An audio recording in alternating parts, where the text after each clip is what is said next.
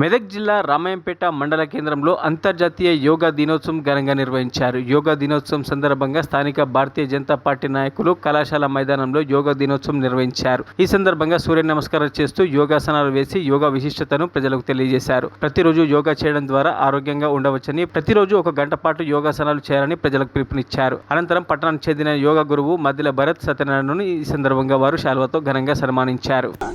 జీవితం అనేది మనమంతా పోరాడేది జీవితం నిలుపుకోవడానికి. ఆ జీవితానికి కావాల్సిన మెయిన్ యొక్క సిగ్నల్ ఛానల్ అనేది యోగా.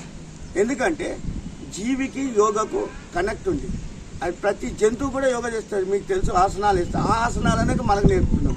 అంటే ఇలాంటి ప్రక్రియను మనం చాలా దూరంగా ఉంచి, అది మన భారతదేశంలో పుట్టి ఆ మూలాలన్నీ కూడా విదేశాలలో ఇవాళ పోయి, ఇప్పుడు మనం ఇవాళ టీవీ చూస్తే నిగ్రోలు, తర్వాత వాళ్ళకి చైనీలు, తర్వాత పాకిస్తాన్ వాళ్ళు కూడా ఎంత బాగా అంటే నేను ఒకసారి చూసి అట్లా అంత బాగా చేస్తున్నాం.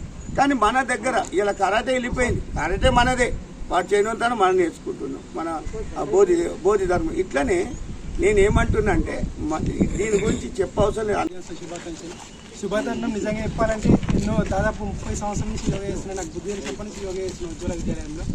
కానీ దాదాపు 10 సంవత్సరాల క్రితం 2015లో యోగా డేగా అనౌన్స్గా చేసిన తర్వాత చాలా ఆనందపడ్డాం.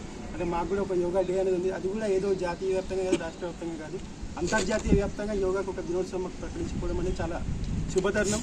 అండ్ యోగా అనేది దానికి ఎటువంటి ఇన్స్ట్రుమెంట్స్ అవసరం లేదు. కేవలం ఒక మంచి బ్లాంకెట్ ఒకటి, నీట్గా ఉన్నటువంటి బ్లాంకెట్ ఒకటి, సూర్యుని చూసుకుంటూ మనం యోగా చేసుకోవచ్చు. దానికి ఎటువంటి ఖర్చు పెట్టాల్సిన అవసరం లేదు. అండ్ మీ అందరికీ కూడా ఒక రిక్వెస్ట్, పెద్ద పెద్ద స్టేట్లందరూ ఉన్నారు, మీ అందరికీ ఒక రిక్వెస్ట్ ఏంటంటే ఒక మంచి ఇట్లాంటి ఏరియాలో, మన బస్ స్టాండ్ ఏరియాలో ఒక మంచి ఒక ఏరియా చూసుకోండి. ఇప్పుడు గవర్నమెంట్ కాలేజ్ సార్ ఇవ్వడానికి రెడీగా ఉన్నాడు, నేను కూడా చెప్పడానికి రెడీగా ఉన్నా. ఒక నామినల్ ఫీ లాగా పెడదాం, లేకపోతే దానికి రెమ్యునరేషన్ లాగా పెడదాం, అట్లా పెట్టేసి యోగా ఇన్స్టిట్యూట్ స్టార్ట్ చేస్తున్నాం. అంటే మాకు వచ్చిన విద్యను ఒక 10 మందికి నేర్పేనండి. అంటే మీకు ఇప్పుడు నేను సభాముఖంగా పేర్లు చెప్పకుండా చెప్తున్నా. ఈరోజు ఏంటంటే దాదాపు నేను చాలా మందికి తెలియదు, అది ఇంటికి పిలిపించుకొని యోగా చేసుకుంటాను. రాంపేట నా పొజిషన్ వచ్చింది మనకి. నేను ఇంటికి పిలిపించుకొని యోగా నేర్చుకుంటారు, వాళ్ళు ఇంట్లో కొద్దిగా షేర్ చేసుకుని యోగా నేర్చుకుంటారు. అంటే దాని అవసరం. మరిన్ని అప్డేట్స్ కోసం మా ఛానల్ని సబ్స్క్రైబ్ చేయండి.